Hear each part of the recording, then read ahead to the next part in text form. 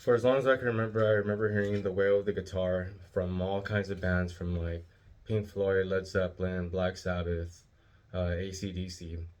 You know, from the time I was 4 years old, and it's been such a heavy influence on my life, just like music has been an influence on everyone else's lives, our life.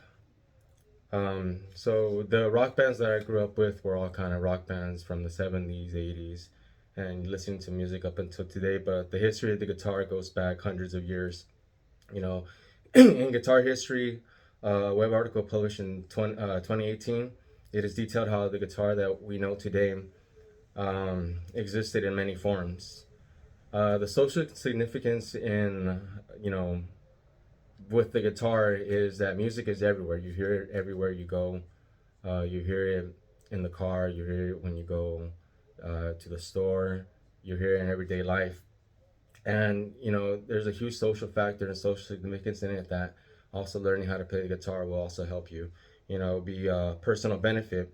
There's a web article that was published in 2019 called "The Benefits of Playing Guitar" that details how it helps your own personal well-being, your mental health, and all that. So what I would like to state as my thesis is learning how to play guitar is highly beneficial, and starting is actually a lot simpler than one thinks. Um, so throughout this speech, I'm gonna go through three parts. The first part is gonna be the main parts of the guitar and how they function. Part two is gonna be guitar tabs and how to read them, and part three is playing the guitar while reading guitar tabs. So when you look at the main parts of the guitar, you're gonna have the body of the guitar. So according to an article published in 2023 called "Exploring the Parts of Guitar," you have the main parts of the guitar that, you know. Well, when you look at a guitar's body, think of any kind of guitar. You're gonna have like the shape of the guitar, and then if it's an electric or an acoustic, they're gonna have like an acoustic has that hole in the middle, so that's a sound hole, and then sometimes it has like a little type of little like square rectangle type of thing. If it's an electric, like that's a pickup, so it picks up the vibration of the string and transmits it through the cable into an amplifier, and then that's how it generates sound. Whereas a sound hole for an acoustic guitar, you strum it and then it reverberates or vibrates off the back of the guitar and then towards the front. That's how it makes the sounds. um, so yeah, that's also according to learning the anatomy of the guitar in 2018, yeah, 2018. The shape of the guitar can take various forms. So you know, like I said, you have the acoustic, you have the electric. The electric comes in many different forms. Like you have the standard Stratocaster, the Fender. You have V shapes like the Flying V. You have Les Pauls from Gibson. Acoustics, most of them are standard like that. But then you also have electrics, which are a mix of both, which are called like hollow bodies or semi-hollow bodies. So yeah, they come in very different forms. And then going from the body of the guitar, you have the neck, which is, you know, the main, like the part where you see people placing their hands. So that's going to be the neck or the fretboard. And according to Folk Singer's Guitar Guide, which is a book that was actually published in 1955, so 7 years ago.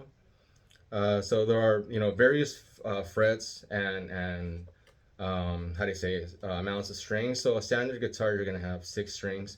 Like a standard acoustic might be 19 or 21 frets. A standard electric is 21, 22, or 24 frets. So you know, you're gonna have all these kinds of variations of guitars. And then lastly, you know, going up from the neck to the head, you're gonna have the headstock, which has the tuning keys and all that stuff. That's where you put the strings, and then that's where you tune it to the tuning of the guitar that you're gonna be utilizing.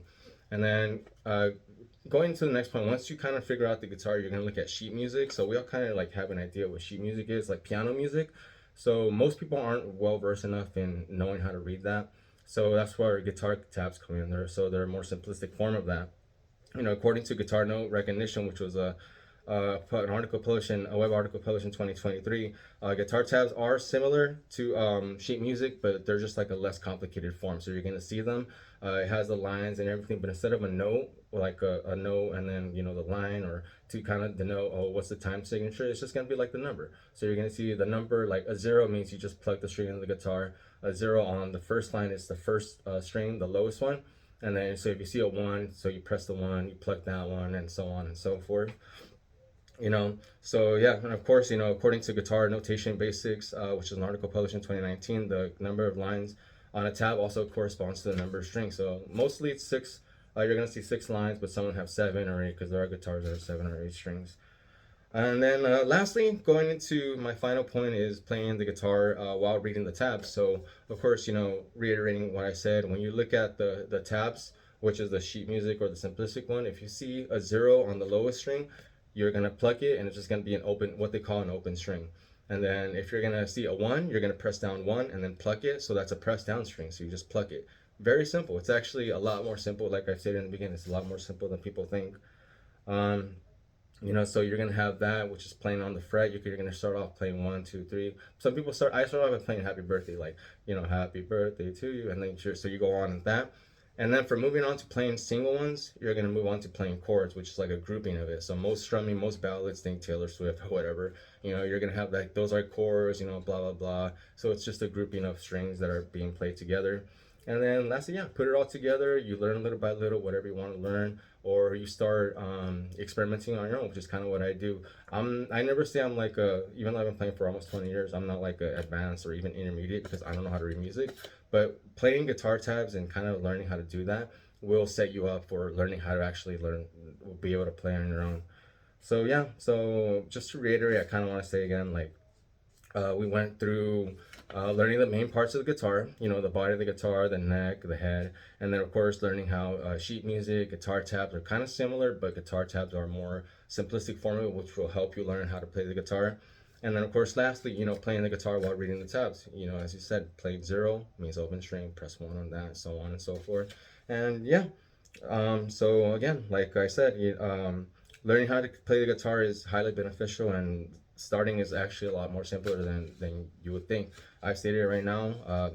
Those are the first steps you take. Just take them, and you're well on your way to learning how to play the guitar.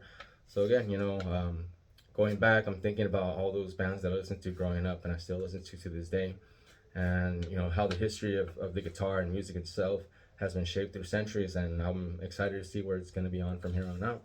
So yeah, that is my informative speech. Thank you.